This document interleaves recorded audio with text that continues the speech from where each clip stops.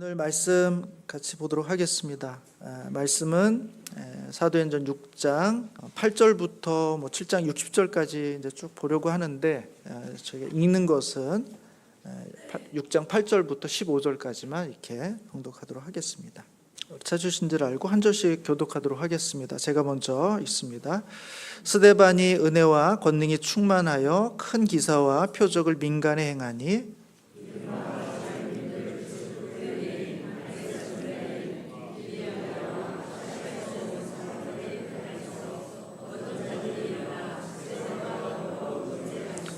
스데반이 지혜와 성령으로 말함을 그들이 능히 당하지 못하여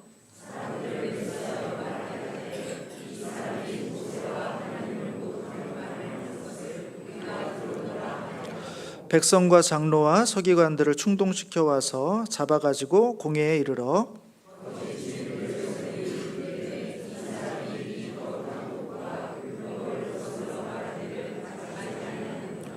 그의 말에 이 나사렛 예수가 이곳을 헐고 또 모세가 우리에게 전하여 준 규례를 고치겠다 함을 우리가 들었노라거늘 공중에 앉은 사람이 다 스데반을 주목하여 보니 그 얼굴이 천사의 얼굴과 같더라. 아멘.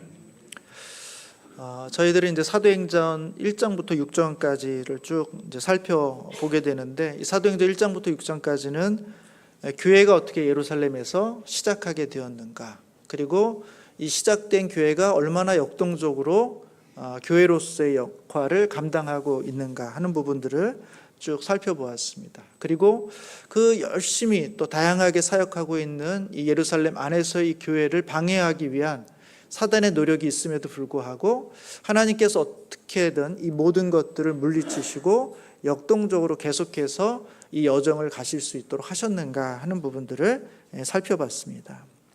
뒤에 가서 이제 보겠습니다만 사도행전 13장 이후부터의 이야기는 어떻게 이 복음이 예루살렘을 떠나서 이방인과 땅끝까지 이르러 증거되면서 세상 구석구석에 하나님의 나라를 확장시켜 갈 것인가 하는 이야기를 13장 후반부터 다루고 있습니다. 그러면 6장 다음 7장부터 12장까지의 내용은 어떤 내용이겠습니까?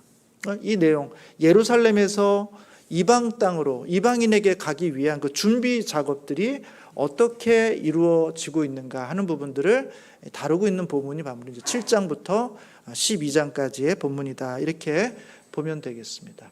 아니 유대인 전하고 유대인이 다 전해졌으면 그 다음에 이방인으로 바로 가면 될 것 같은데 사실은 이 유대인과 이방인의 벽을 넘는다는 것이 그렇게 쉬운 문제는 아니었습니다. 그래서 이것을 넘기 위한 준비 과정들이 필요했는데 오늘 본문부터는 그 준비 과정들을 하나씩 살펴보도록 하겠습니다. 첫 번째 내용은 이제 스데반 이야기입니다. 여러분, 스데반은요 6장 5절에 이제 처음 교회 일꾼들을 세울 때 그 7명의 일꾼, 집사라고 이제 볼 수 있는데요. 7명의 집사들을 이제 세울 때 처음으로 언급된 사람이 이제 스데반입니다. 그리고 바로 이제 8절부터 몇 절 안 지나가지고 거기서부터 이제 스데반이 본격적인 사역을 시작하게 되고, 그리고 얼마 지나지 않아서 이제 7장 마지막에 가면 스데반이 죽습니다. 그러니까 스데반은 한번 짧게 아주 강렬하게 사역하고는 순교하는 모습으로 이제 오늘 본문이 마무리가 된다는 것입니다. 오늘 본문의 시작도 그런 겁니다. 이 스데반과 유대인들 사이에 논쟁이 있는 겁니다. 이전에 사도들과 예루살렘 지도자들 사이에 논쟁이 있었던 것처럼 스데반도 유대인들과 논쟁을 하게 됩니다. 그 논쟁에서 이 유대인들이 지니까 그냥 지면 물러서거나 아니면 그들에게 설복하면 좋겠는데 그렇지 않죠. 사람들을 매수해서 거짓말을 만들고 거짓 증인을 세우고 또 사내들인 공회원을 불러가지고 법적으로 이들의 말을 막기 위한 모든 절차들을 진행하게 됩니다. 그 모든 과정 속에서 이제 사내들인 공회원의 대제사장인 의장이 이 스데반에게 기회를 줍니다. 너는 이런 제목으로 지금 고소가 들어왔는데 한번 너에 대한 너의 변명을 이야기해봐라 하는 것으로 이제 시작하죠. 그러면 7장 2절부터 7장 53절까지 굉장히 긴 내용입니다. 사실 오늘 다 읽어야 되는데 아마 이거 읽으면 이제 예배가 끝날 것 같아가지고 읽지를 못하겠습니다. 긴 내용을 이제 스데반이 자기의 이제 변론을 하게 됩니다. 그리고 거기에 대한 반응, 그 변론에 대한 반응이 뭘까요? 사람들의 설득이 아니라 사람들의 이제 격노를 일으키게 된 겁니다. 그래서 사람들이 그를 돌로 쳐서 죽게 되는데 초대교회 처음으로 최초의 순교자가 등장하게 되는, 그게 바로 이제 스데반이다 하는 이야기를 해주고 있습니다.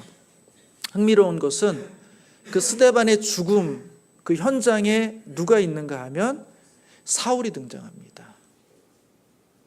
이 사울이 누구냐? 13장부터 이제 이방인에게 복음을 전할 사람으로서 주력하는 아주 중요한 인물인 그 사울이 스데반을 죽이는 이 현장에 스데반의 증인으로서, 죽이는 사람의 한 몫으로서 사울이 등장하는 것으로 마무리가 되고 있다는 것입니다. 그러니까 이 중간을 어떻게 연결해 갈 것인가, 과연 하나님께서 어떤 작업들을 해가시는가 하는 그 기대를 만들어주는 본문이다, 이렇게 볼 수 있습니다.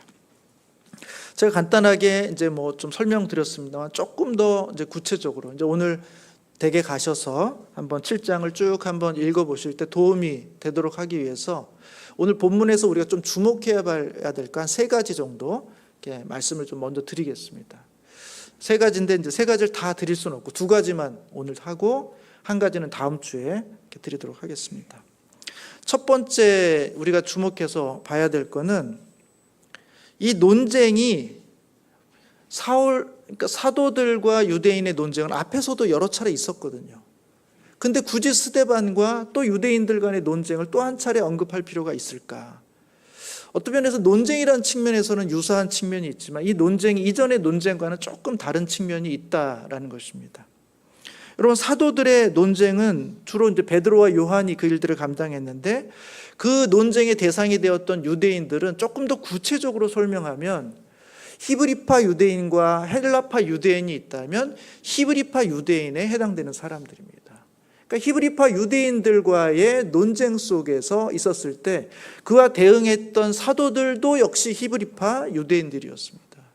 그러니까 히브리파 유대인들을 상대하는 대상이 히브리파 유대인 출신의 사도들이었다라는 것이죠. 오늘 본문에 나오는 이 유대인들은 굳이 구분을 하자면 히브리파 유대인들이 아니라 헬라파 유대인들이라는 것입니다. 오늘 본문 9절에 보시면 이렇게 되어 있거든요. 이른바 자유민들, 즉 구레네인, 알렉산드리아인, 길리기아와 아시아에서 온 사람들의 회당에서 어떤 자들이 일어나 스데반과 더불어 논쟁할세, 이렇게 되어 있습니다. 그러니까 이 구레네, 그 다음에 알렉산드리아, 이게 북아프리카 지역의 아주 중요한 도시입니다. 그리고 길리기아와 아시아, 여기는 이제 터키 남부지방에 있는 그런 또 중요한 도시. 그러니까 이 도시에 흩어져 살고 있었던 유대인들이 있었던 겁니다. 그리고 그들이 이제 자유인이 되어서 다시 예루살렘으로 돌아와가지고 그들이 어디에 모입니까? 성전이 아니라 회당에 모이는 거예요. 흩어져 있던 유대인들에게 되게 익숙한 곳은 회당입니다. 거기서 그들은 그의 말씀을 받고 율법을 읽고 그렇게 그들의 신앙을 유지해 왔었습니다. 그러니까 헬라파 유대인들이 많이 모여있는 회당에 대한 언급이 있어요. 그리고 이 회당을 찾아갔던 사람이 누구냐? 스데반이라는 것입니다. 이 스데반은 어떤 사람이냐? 5절에 보시면 그 헬라파 과부와 히브리파 과부 사이에 갈등과 긴장이 있어서 그 문제를 해결하기 위해서 7명의 일꾼을 세우는데 공교롭게도 이 7명 모두의 이름이 다 헬라어 이름이라는 것입니다. 그래서 학자들은 이 7명의 집사들이 다 헬라파 유대인이 아니겠는가. 그래서 이 헬라파 과부들이 소외받고 있는 부분들을 보완하기 위해서 그런 일꾼들을 세운 것이 아닌가, 이렇게 보는 것입니다. 그러니까 오늘 본문에 나와 있는 이 논쟁은 유대인과 유대인의 논쟁입니다만 사도와 히브리파 유대인 간의 논쟁이 아니라 헬라파 유대인들 중에서 교회의 일꾼으로 세워진 스데반과 또 다른 믿지 않는 헬라파 유대인들 간의 논쟁이다라는 것을 알 수가 있습니다. 그런 차이가 있는 것이죠. 그리고 그들이 논쟁을 할 때 이 헬라파 유대인들의 입장은 조금 히브리파보다는 조금 다르겠죠. 이들은 헬라의 가르침이라든지 문학이라든지 철학이라든지 그들의 사랑이 어느 정도는 습수되어서 이때 그들의 문화권에 대한 이해가 어느 정도 갖춰져 있기 때문에 히브리파 유대인들이 보는 질문들만 하지는 않습니다. 그들에겐 또 다른 질문들이 있을 텐데 그 질문들을 대항하기 위해서 하나님 누구를 준비시켰습니까?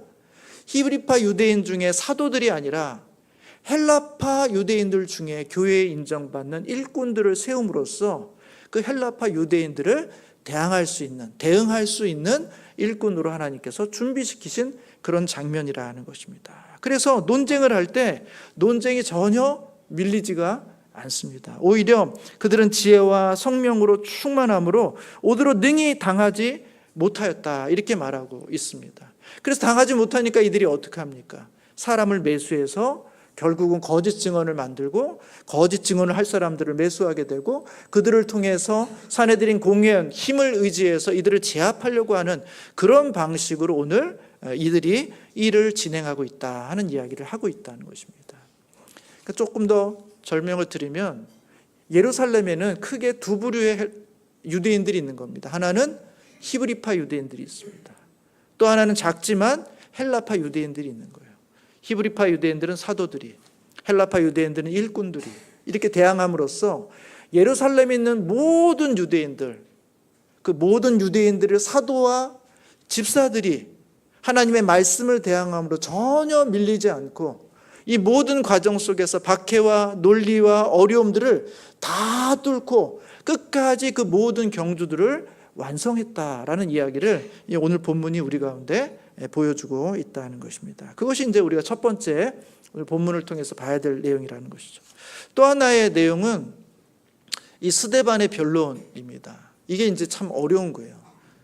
7장 2절부터 53절까지 이어지는 긴 내용인데 이 내용이 길어서만 어려운 게 아니라 우리 성도님이 읽으시면 도대체 이게 무슨 말인가 싶은 그런 난해함과 너무나 이렇게 느슨함과 그 다음에 장황함이 이렇게 막 담겨져 있습니다. 그래서 이 스데반의 이 변론을 어떤 분들은 전혀 논리적이지도 않고 전혀 알맞지도 않고 느슨하고 그래서 장황하고 횡설수설하는 것 같다 이렇게 평가하는 사람들도 있고 어떤 분들은 사실 그래 보이지만 매우 정교하고 논리적이다 이렇게 보시는 분들이 있어요. 저는 당연히 이제 후자의 입장입니다. 제가 보는 관점은 뭐냐면 장황하게 보일 수밖에 없는 이유는 뭐냐면 하나씩 요즘 유행하는 빌드업을 해가는 과정이라는 것입니다. 하나씩 나중에 결정적으로 한 방을 빡 하기 위해서 이 스데반이 하나씩 전혀 무관한 것처럼 느슨한 방식으로 하나씩 차곡차곡 쌓아 올라가는데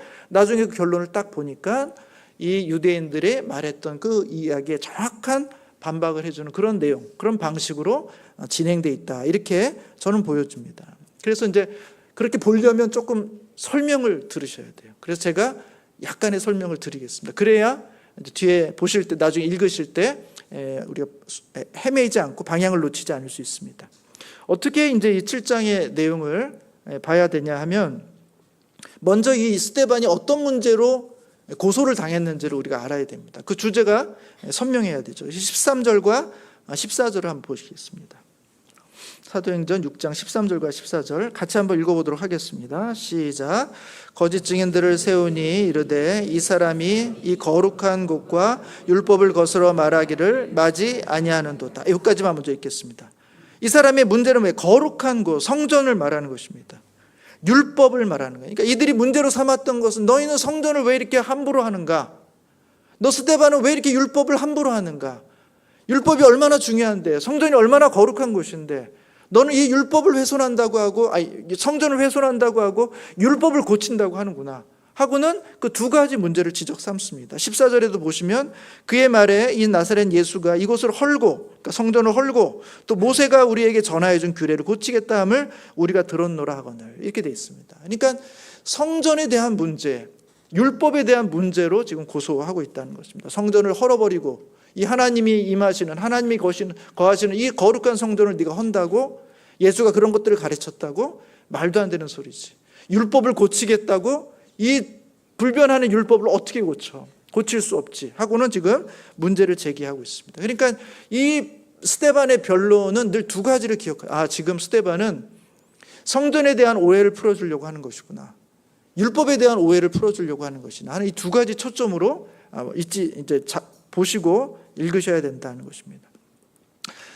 스데반의 얘기는 세 가지 나옵니다. 첫 번째는 아브라함 이야기로부터 시작해요. 이 아브라함 이야기가 갑자기 왜 나왔을까? 성전을 이야기하고 율법을 이야기하는데 왜 아브라함 이야기가 나왔을까? 잘 모르겠지만 그래도 그냥 필요한가 보다 하고 생각하십시오. 이게 다 빌드업을 하는 과정이라고 생각하십시오. 아브라함 이야기 쭉 나와요. 아브라함 이야기할 때 중요한 게 뭐겠습니까? 할례.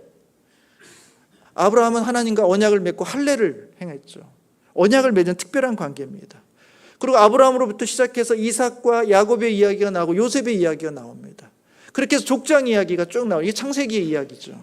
근데 여기서 중요한 게 뭐냐면 이 요셉 이야기를 할 때 이 요셉과 그의 민족과 관련된 이야기입니다. 어디를 보셔야 되냐 하면 7장 9절과 10절입니다. 한번 7장 9절과 10절을 한번 보도록 하겠습니다. 같이 한번 읽겠습니다. 9절과 10절 시작. 여러 조상이 요셉을 시기하여 애굽에 팔았더니 하나님이 그와 함께 계셔 그 모든 환난에서 건져내사 애굽 왕 바로 앞에서 은총과 지혜를 주심에 바로가 그를 애굽과 자기 은집의 통치자로 세우셨느니라. 되겠습니다. 요셉을 시기한 사람이 누굽니까? 여러 조상이라는 거예요. 여러 조상이 누구예요? 이스라엘의 조상을 말하는 겁니다. 요셉의 형제들, 우리 지파의 조상들이 우리 형제를 시기해가지고 그를 팔아넘겼다는 거예요. 그런데 하나님께서 그를 어떻게 했습니까? 너희들의 죄와 잘못에 대해서 그 결과를 어떻게 하시냐? 오히려 하나님께서 구원하시는 놀라운 기회로 만드셔서 애굽의 총리를 삼으셨다 하는 이 이스라엘의 초기 역사를 쭉 설명해 주고 있습니다. 우리의 조상들은 잘못했지만 하나님께서 그것을 구원의 기회로 삼게 해주셨다 이렇게 말하고 있습니다. 그리고 나서 이제 얘기하는 게 누구냐? 모세 이야기로 이제 넘어옵니다. 창세기가 끝나면 출애굽기 모세가 등장하게 되는데 모세에게 특별히 두 장면을 연상케. 하나는 모세가 처음 이제 애굽의 왕자가 되어서 자기 민족을 돌아보기 위해 나갔다가 공교롭게도 그 애굽인을 죽인 이야기, 그리고 또 나갔는데 형제끼리 싸우니까 왜 형제끼리 싸우냐 하는 그 이야기가 언급되어 있습니다. 그 27절에 나와 있어요. 27절 말씀 한번 같이 읽어보도록 하겠습니다. 시작. 그 동물을 해치는 사람이 모세를 밀어띄어 이르되 누가 너를 관리와 재판장으로 우리 위에 세웠느냐? 내가 어제는 애굽 사람을 죽인 것 같이 또 나를 죽이려 하느냐? 지금 모세가 동포를 돕기 위해서 나아가서 그 문제를 해결해 주려고 하는데 동포가 모세를 거부하는 거예요. 하나님께서 모세를 세워주셨는데 그 민족이, 그 너희들의 조상들이 그 모세를 거절했단 말이죠. 그래서 이 모세가 어떻게 광야로 도망갈 수밖에 없었다는 거죠. 40년 후에 다시 그가 돌아와서 이제 애굽을 끌어내고 애굽에서 자기 백성들을 끌어내고 광야에 40년을 보낼 때 너희들은 그 모세를 어떻게 대했는가? 39절부터 또 나와 있습니다. 39절부터 42절 제가 한번 읽겠습니다. 우리 조상들이 모세에게 복종하지 아니하고자 하여 거절하며 그 마음이 도리어 애굽을 향하여 아론의 너로 이르되 우리를 인도할 신들을 우리 위하여 만들라. 애굽 땅에서 우리를 인도하더니 모세는 어떻게 되었는지 알지 못하노라 하고 그때 그들이 송아지를 만들어 그 우상 앞에 제사하며 자기 손으로 만든 것을 기뻐하더니 하나님이 외면하사. 광야로 모세를 통해서 그들을 인도해 냈을 때 그들이 모세를 어떻게 대우했는가? 그의 말에 순종하지 않았다는 것입니다. 그를 배반했다는 것입니다. 도리어 마음을 애굽에 향했다는 거예요. 하나님을 섬긴 게 아니라 오히려 송아지 우상을 만들어서 그렇게 잘못된 행위를 했다는 것입니다. 그래서 하나님께서 그를 외면했다 이렇게 말하고 있는 것입니다. 모세는 누굽니까? 율법을 받은 사람이에요. 율법을 이스라엘 백성들에게 준 사람입니다. 그런데 너희가 율법을 중요하게 이야기하면서 율법을 잘 지켜야 된다고 이야기하면서 우리 조상들이 율법을 준 모세에게 어떻게 했냐는 거예요. 모세를 거절하지 않았냐는 거예요. 모세를 배반하지 않았냐는 거예요. 오히려 우상을 섬기고 애굽을 향하지 않았냐는 것입니다. 근데 지금 너희들이 나를 향해서 율법을 지키냐 못 지키냐 하는 문제를 말하고 있는데 문제는 우리의 조상들의 율법을 대하는 태도에 문제가 있지 않냐 이렇게 말하고 있는 것입니다. 42절부터 조금 더 보시면 이제 성막으로 조금 이어지고 성전으로 이어지는데요. 42절에 보면 하나님이 외면하사 그들을 그 하나님의 군대 섬기는 일에 버려두셨으니 이는 선지자의 책에 기록된 바 이스라엘의 집이여 너희가 광야에서 40년간 희생과 제물을 내게 드린 일이 있었느냐. 여러분 희생과 제물을 어디에 드립니까? 어디에서 드립니까? 성막에서 드리는 거죠. 근데 지금 말하고 있는 거예요. 너희가 광야 40년 동안 하나님 앞에 온전한 희생과 온전한 제물을 드린 적이 있느냐? 오히려 너희들은 몰록의 장막과 신레판의 별을 받아들였으며 이것은 너희가 절하고자 하여 만든 형상이로다. 내가 너희를 바벨론 밖으로 옮기리라. 광야 40년 동안에 하나님의 말씀도 너희가 순종하지 않았고 온전히 주신 하나님의 성막에서도 너희가 온전한 제사를 드리지 아니하므로 그래서 결국 너희들이 바벨론 밖으로 추방될 수밖에 없는 그런 고통을 너희들이 경험한 것이 아니냐. 그것이 우리의 역사 아니냐. 이렇게 말하는 것이죠. 그리고 이제 성전으로 더 나아가서 46절에 보시면 이렇게 되어 있습니다. 다윗이 하나님 앞에서 은혜를 받아 야곱의 집을 위하여 하나님의 처소를 준비하게 하여 달라고 하더니 솔로몬이 그를 위하여 집을 지었네. 이게 성전이죠. 자, 그런데 48절에 보시면 그러나 지극히 높으신 이의 손으로 지은 곳에 계시지 아니하시나니 선지자가 말한 바 주께서 이르시되 하늘은 나의 보좌요 땅은 나의 발등상이니 너희가 나를 위하여 무슨 집을 짓겠으며 나의 안식할 처소는 어디냐. 이 모든 것이 다 내 손으로 지은 것이 아니냐 함과 같으니라. 그러니까 다윗과 솔로몬이 지은 그 성전에 하나님을 온전히 가둘 수가 없다는 것입니다.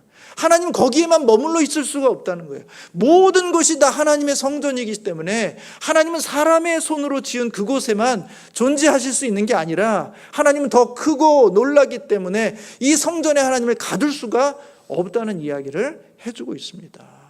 너희들은 성전 중요하게 생각하면서 성전에 온전한 제사도 드린 적이 없고 이 성전은 어떤 면에서 껍데기에 불과한 건데 그 껍데기를 섬기느라고 하나님을 존중히 여기지 않는 너희들의 신앙의 모습을 보라. 이렇게 지금 스데반은 오히려 반문하고 있는 것입니다.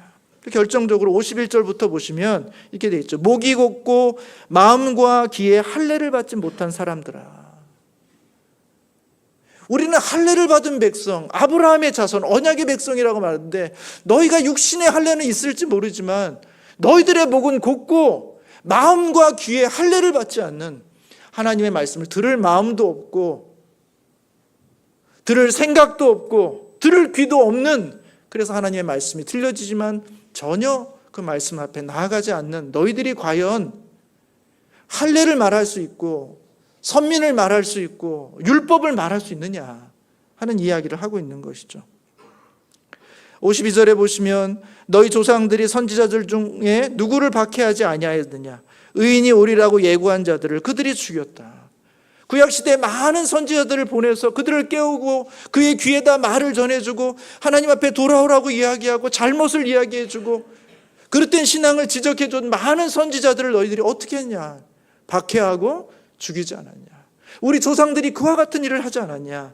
더 나아가서 너희들은 뭘 했냐. 이제 너희는 그 의인을 잡아준 자요 살인한 자가 되었나니. 그 의인 누굽니까? 바로 예수 그리스도. 하나님께서 마지막 날 마지막으로 당신의 아들, 우리에게 마지막 기회를 주신 그 하나님의 아들을 보냈음에도 불구하고 그 의인을 모함해서 죽인 자가 누구냐? 바로 너희들이 아니냐. 우리의 조상도 하나님의 말씀도 성전도 온전히 섬기거나 이해하지 못했는데 우리도 그에서 예외될 수가 없지 않느냐 하는 이야기를 하고 있는 것이죠. 그리고 53절에 보면 너희는 천사가 전한 율법을 받고도 지키지 아니하였도다. 이것이 스데반이 이 유대인들을 향해서 산헤드린 공회원들을 향해서 주고 있는 메시지입니다. 너희들이 지금 나에게 율법을, 너희들이 지금 나에게 성전을 문제 삼고 나에게 고소했는데 과연 너희가 율법을 문제 삼을 수 있느냐? 과연 너희들이 성전을 문제 삼을 수 있느냐? 그렇게 오히려 반문하는 것으로 오늘 본문이 마무리가 되고 있는 것입니다. 여러분, 사도행전 2장과 사도행전 3장에 베드로가 유대인들을 향해 설교할 때도 이와 비슷한 논조였습니다. 2장 36절에도 너희가 십자가에 못 박은 예수를 하나님이 주와 그리스도가 되게 하셨다.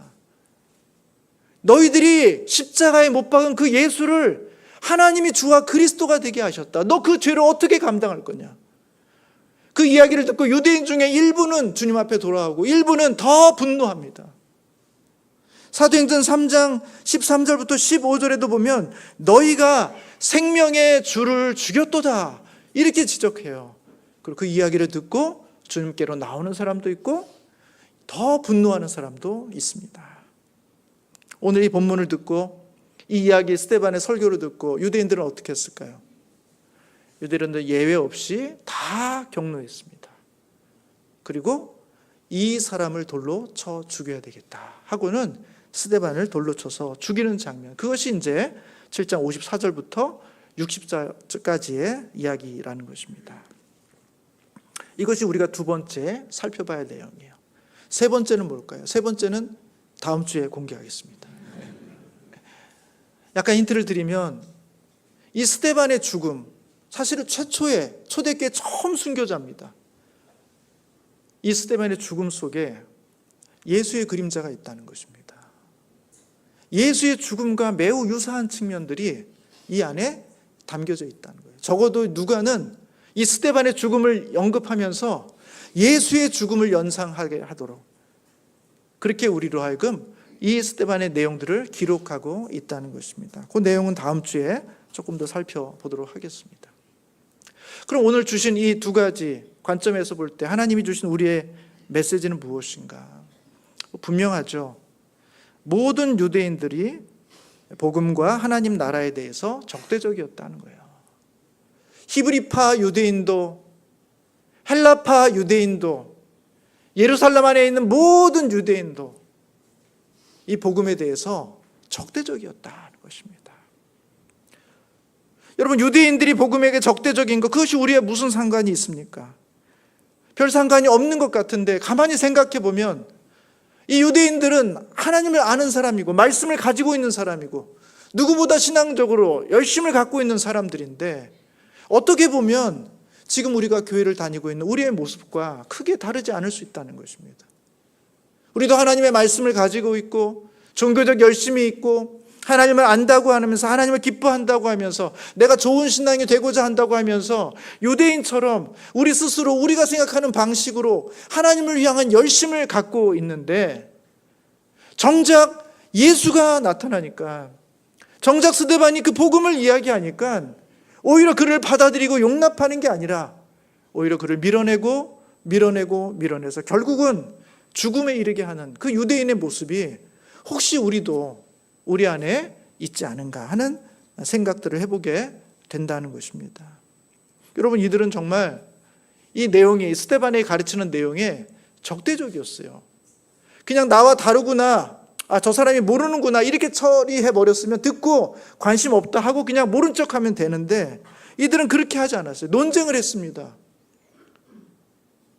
설득할 수 있을 거라고 생각했습니다. 근데 논쟁했는데 논쟁에서 이길 수가 없어요. 여러분, 논쟁에서 이길 수 없으면 그 의견을 받아들이든지 못 받아들이겠으면 나는 너와 생각이 달라 하고 떠나면 되는데 그렇게 할 수가 없었어요. 이 사람들은 사람을 매수합니다. 거짓말을 입에 넣어줘요. 거짓 증언을 하게 합니다. 그래서 사내들인 공회원을 다 불러왔을 때 그들의 힘을 통해서 이들을 제압하기를 원했어요. 왜 그랬을까? 왜 이들이 이렇게 적극적으로 이들을 대항했을까? 이들이 무슨 힘이 있다고, 무슨 능력이 있다고? 그 이유는 이 스데반의 가르침이 그 당시에 모든 유대인들의 신앙의 토대를 건드렸기 때문에 그래요. 율법과 성전의 토대 위에 이들의 신앙이 쌓여져 있단 말이죠. 모세가 준 그 율법 위에 나의 신앙의 토대를 쌓아왔어요. 그 율법을 지키고 그 열심을 사수하고 지키지 않는 사람을 정죄하고 그렇지 않은 사람들을 다 보호해서 어떻게 하면 더 잘 지킬까? 어떻게 하면 안식일 율법을 더 잘 지킬까? 어떻게 하면 내가 하나님 앞에 더 경건할까? 율법에 더 충성할까?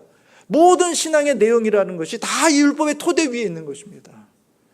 어떻게 나의 잘못이나 부족함과 불결함이 성전의 제사를 통해서 회복될 수 있을까? 다시 하나님과의 관계를 회복할 수 있을까? 그들의 삶의 모든 방식은, 모든 의는 다 율법의 토대 위에, 성전의 토대 위에 다 쌓아져 있는 것인데 지금 이 스데반이 와서 마치 율법은 고칠 수 있는 것이냐, 마치 이 성전은 허물어질 수 있는 것이냐 그렇게 이야기할 때 그들은 감당할 수가 없는 거예요. 왜냐하면 그 모든 토대가 그 율법과 성전 위에 있기 때문에 그렇습니다. 그래서 이들은 율법을 문제 삼고 성전을 문제 삼는 그 예수님도 날려버리고 스데반도 날려버리고 이 토대는 절대로 포기할 수 없는, 아무도 하나님이 오셔도 포기할 수 없는 이 토대를 그들은 붙잡고자 했던 것입니다. 바울은 그 문제를 아주 정확하게 이해를 했습니다. 로마서 10장에 보면 바울은 고민이 많았어요. 여러분, 바울은 유대인입니다. 근데 유대인에게 아무리 복음을 전해도 그들은 자꾸 거절해요. 근데 이방인에게 전하면 그 이방인은 쑥쑥 받아들입니다. 그래서 바울이 어쩔 수 없이 계속해서 유대인들이 거절하니까 이방인을 향해 나가는데, 이방인에게 복음을 전하는데 늘 마음에 고민이 있어요. 내 민족, 내 동포들은 왜 복음을 받아들이지 않을까? 하나님이 이들을 버리셨는가? 이들의 시대는 끝났는가? 바울의 고민은 늘 그런 데 있습니다. 그런데 어느 순간 이 바울이 유대인들이 왜 이 복음을 거절하는지 깨닫게 됩니다. 그게 이제 10장 1절부터 4절에 나와 있어요. 한번 살펴보겠습니다. 제가 읽겠습니다. 로마서 10장 1절입니다. 형제들아, 내 마음에 원하는 바와 하나님께 구하는 바는 이스라엘을 위함이니 곧 그들로 구원을 받게 함이라. 바울의 마음이 거기에 있다는 것입니다. 2절에 보면 내가 증언하노니 그들이 하나님께 열심히 있으나 올바른 지식을 따른 것이 아니라는 거예요. 그들이 가지고 있었던 열심이 있었어요. 하나님을 향한 열심. 내가 율법을 잘 지켜야지, 내가 성전에서 예배를 제사를 잘 드림으로 내 죄의 문제가 전혀 문제가 되지 않도록, 불결함이 문제가 되지 않도록, 흠이 없도록 만들어야지 하는 하나님을 향한 거룩한 열심이 있었는데 그 열심은 올바른 지식을 따른 게 아니었다는 거예요. 3절에 보시면 그들은 하나님의 의를 모르고 자기의 의를 세움으로 힘써 하나님의 의에 복종하지 않았다는 것입니다. 그들이 붙잡았던 건 뭐예요? 자기 의였던 거예요. 율법을 통해서 자기 의를 쌓고 싶었던 거예요. 하나님, 제가 얼마나 괜찮은 사람인지, 하나님, 제가 얼마나 착한 사람인지, 하나님, 제가 얼마나 의로운 사람인지를 하나님이 주신 그 율법을 온전히 지켜냄으로써 차곡차곡 자기의 의를 스스로 쌓아가려고 했단 말이죠. 성전에서 제사를 드림으로써 부정한 것, 불결한 것, 죄된 것들을 다 씻어서 내가 얼마나 거룩한 사람인가, 내가 얼마나 정결한 사람인가, 하나님 보세요, 저 얼마나 깨끗한지, 저 얼마나 거룩한지, 하나님 마음에 얼마나 합당한지, 하나님 저를 보세요 하고 그 모든 의의 근거에 자기의 의가 사로잡혀 있었다는 것입니다. 그래서 하나님의 의를 몰랐다는 것입니다. 하나님의 의가 있었음에도 불구하고 거기에 주목하지 못했다는 거예요. 그저 자기의 의, 자기의 수고, 자기의 노력, 거기에만 집중되어 있었다는 것입니다. 제가 이 본문을 보면서 동아줄이 생각이 났습니다. 동아줄이 내려온 거예요, 위에서. 그리고 저 동아줄을 타고 올라가면 거기에 구원이 있습니다. 여러분, 그 동아줄 타시겠습니까? 안 타시겠습니까? 타야죠, 당연히. 동아줄이 보니까 튼튼해요. 내 몸무게 70, 80, 100kg도 능히 견딜 수 있으면 튼튼해요. 그럼 동아줄 타야죠. 그리고 타고 올라가야죠. 그래서 모든 사람들이 그 동아줄을 붙잡고 있어요. 근데 몇 미터나 올라갈 수 있을까요? 여러분, 동아줄 타보셨습니까? 저 군대 있을 때 조금 타본 것 같아요. 한 3, 4m 정도? 그것도 쉽지가 않았던 것 같아요. 여러분, 10m 동아줄 탈 수 있습니까? 여러분, 100m는 탈 수 있으세요? 그 동아줄이 1km라면요. 하나님이 저 위에서 이 동아줄 타고 올라오는 사람들은 다 구원해 줄게. 그래서 사람들이 동아줄을 딱 붙잡았는데 올라가는데 체력에 따라서 조금 올라가는 사람도 있고 못 올라가는 사람도 있는데 결국은 10m, 50m, 100m에서 다 떨어져 나가는 겁니다. 그게 바로 율법이라는 거예요. 자기의 의, 자기의 수고, 자기의 힘으로 하나님의 의에 도달할 수 있을 줄 알았는데 그 방법으로는 하나님의 의에 도달할 수가 없다는 것입니다. 그래서 하나님께서 사실 그 동아줄 말고 또 다른 동아줄, 숲속에 가려가지고 잘 안 보이고 조금 얇아 보여서 저기에 매달리면 끊어질 것 같아가지고 저걸 의지할 수 있을까? 이 굵은 동아줄이 낫겠지? 하고 다 여기에 달라붙었는데 사실은 또 다른 동아줄이 있었다는 것입니다.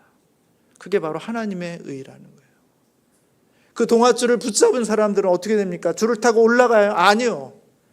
그 줄을 잡고만 있으라는 겁니다.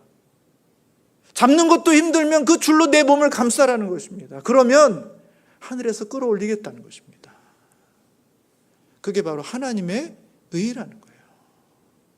내 힘으로 이 밧줄을 끝까지 올라가는 게 아니라 하나님이 이미 우리에게 구원하시려고 하는 하나님의 의를 두셨고 그 예수 그리스도라는 그 줄에 내 인생을 걸고 내 몸을 그에게 맡기고 그를 붙잡고만 있으면 이 그리스도가 이루신 그 구원을 우리에게 허락해 주시겠다 하는 것이 바로 하나님의 의라는 것입니다.